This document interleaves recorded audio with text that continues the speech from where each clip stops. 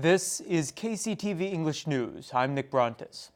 Local activists say they want to learn the truth about suspicions that domestic hospitals and doctors are indirectly participating in the establishment of Greenland International Hospital. A local umbrella organization comprising civic groups and political parties, which was established to oppose for-profit hospitals like Greenland, as well as improve public medical care, held a press conference Tuesday. Organization representatives insisted that the original business plan for Greenland International Hospital be publicly released. They also announced intentions to file charges against the former Minister of Health and Welfare and Governor Won Hee-ryong for violating the ordinance that bans the indirect use of domestic capital in this project. As real estate prices rise, more lawsuits are filed every year to determine land ownership. Jeju City officials say the number of state litigations regarding land ownership jumped from 9 in 2016 to 18 in 2017 and to 76 last year. 90% of the unregistered plots involved in the litigations have a grave. City officials say that it's often the case that after graves were moved, the land was neglected and left unregistered. As land prices increase, more people are seeking to exercise their property rights by filing suit. Jeju National University graduates have the highest rate of employment among all graduates at Korea's state schools. The Ministry of Education recently posted the 2018 employment rates of graduates from the country's 9 national universities, and JNU topped the list at 61.1%. That's also a 2.4 percentage point gain over the statistic from the year before. Authorities will begin this year dispersing a monthly 100,000 won grant for every child on the island under the age of 6.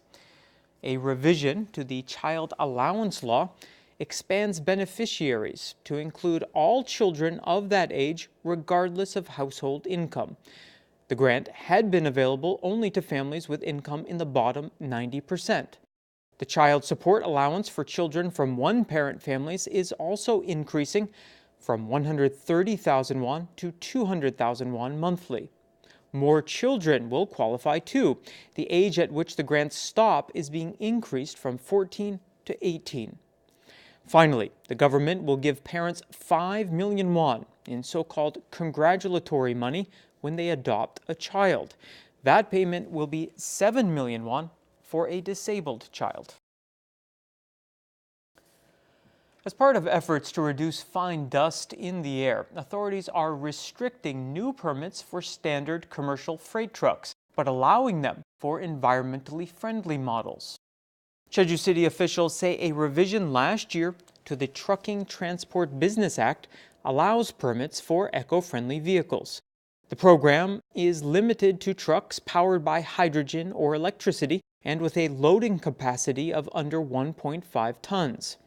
Buyers may not transfer the title of the vehicles, and they must directly operate them themselves. Authorities will take administrative action against people who violate those conditions. Punishment may include the revocation of the vehicle permit.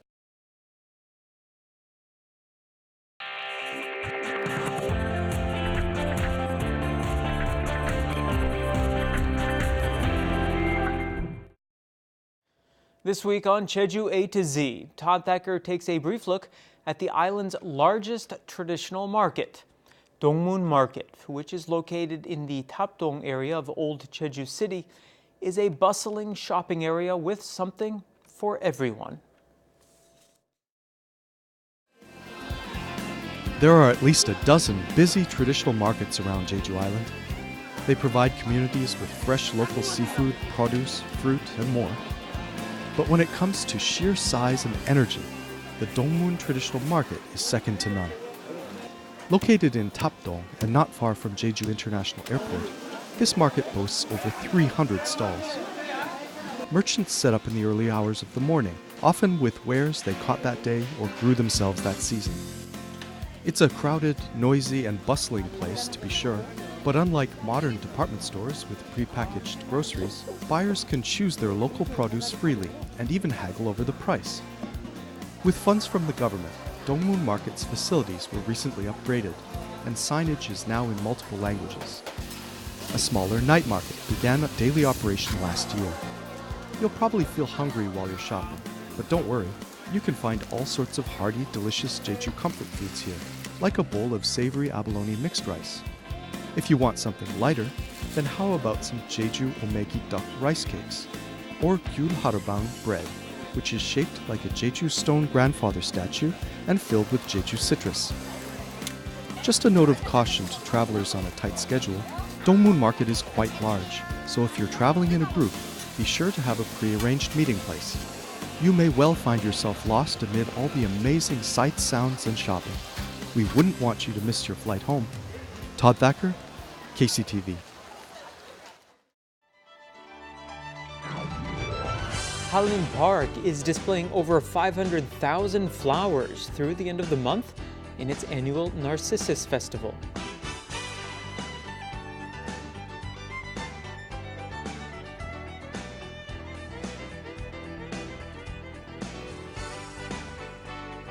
Enjoy a unique and modern take on the works of Gustav Klimt and Friedensreich Hundertwasser at the new Bunker des Lumières.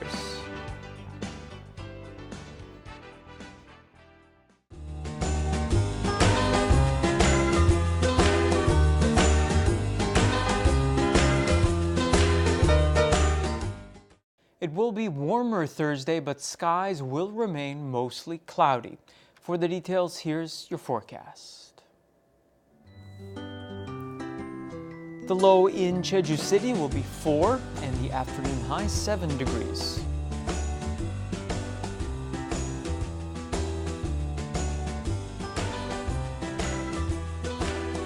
In Seogwipo, temperatures will fall between 3 and 9.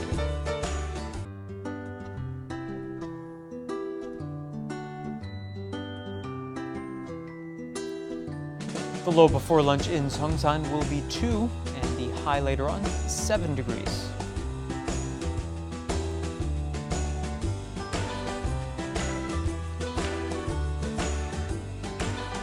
In western regions around Busan, temperatures will range from 4 to 7.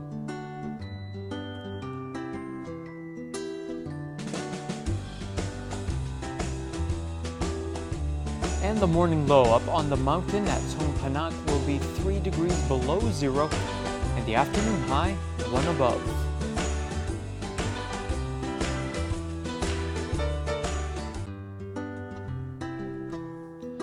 Out on the water, winds will be out of the northwest and north at 8 to 12 meters per second, and seas will be between 1 and 2 meters.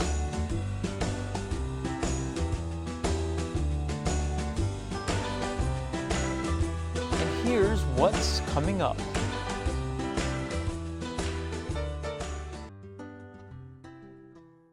And that brings us to the end of today's newscast. Thank you for joining me, and I hope you'll tune in next time. Until then, don't forget to find us on YouTube by searching for KCTV E-News Jeju. 시청자 여러분, 감사합니다.